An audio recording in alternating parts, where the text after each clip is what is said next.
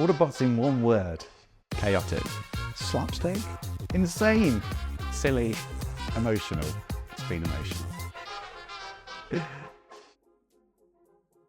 It's a collaboration project between Vtime Games and Team 17, and it's a dystopian take on the future. We have our spectacular city called Salvation Heights, and within Salvation Heights the player takes control of a human who's one of the first humans to have a job in many years.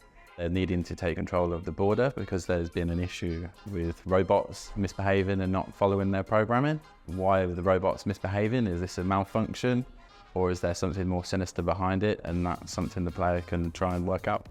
The world itself is kind of a mix of a lot of different futuristic influences like Luc Besson's Fifth Element and things like Blade Runner as well, where you'll have tiny little cars zipping around a sort of futuristic Tokyo. So all of those definitely fed into the look and the feel of the world for Borderbots. One of our art team came up with the idea of doing blocks of city units, and then by joining that together we can effectively have a massive sprawling city, which gave us this feeling of scale. And that was another area where we were able to pull in some of the humour as well in the floating ad boards, crazy kind of futuristic stuff. It's quite a uniquely comedic British take on a sci-fi futuristic setting. The moment the actors got hold of the script, they were brilliant. One of the original guys who did cinema advertising in the 80s and 90s. All your simulation favourites now beautifully simulated in one master simulation, including Falling from a Great Height simulator. Nevis, he's so funny, giving catty responses. Your numbers, they were perfectly solid. Solidly average. Happily skating right on the line of competence. I won't give up! I will not accept this catastrophe! The Oscar for animated toaster goes.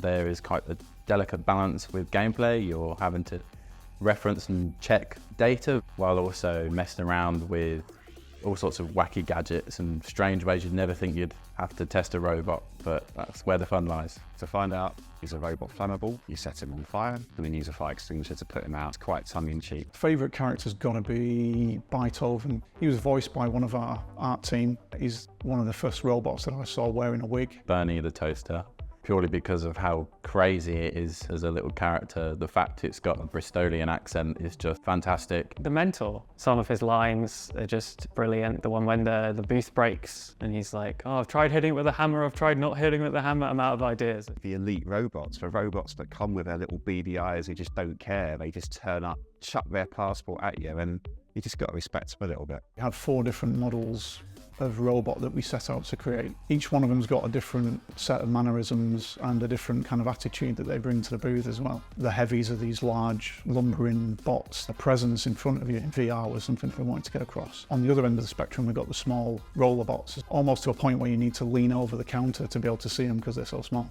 It's taking into account kind of like the 3D aspect of looking around a robot, so you actually need to bring them towards you, rotate them, try and find their hidden compartments. One might be on the bottom of their foot, one might be on the top of their head, and you're having to really get involved. The funniest ones are probably the workers. They have the same proportions as humans, robots with wigs on, robots with hats on, trying to disguise themselves and get through the checkpoint. We've got the elites, which we wanted to have a bit more of a serious tone. Emotionless strips for eyes, these LED strips, kind of like Battlestar Galactica's Cylons, I suppose, was the influence for them. There are quite a few humorous moments. One of them was quite early on, where you interact with the Medibot. You have to stamp this clipboard. Accidentally, don't really know how I did it, but the clipboard ended up upside down. But well, it's just a preview build, we'll send it off and we'll fix that later. And we got this feedback, which was like, oh yeah, we love the Medibot, we love his character, the upside down clipboard adds to it so much. And I was just like, oh, yep, we meant to do that. It's still upside down now, yeah. Overall, I think the thing that I like is that we have got this big story going on in the background, and that there is a mystery of why this world is so mad and why all these characters are like they are. And so that leads you through the game, and not all VR games have taken on that challenge. I hope that the players have fun messing around with our little robots and get some of the humour, I suppose.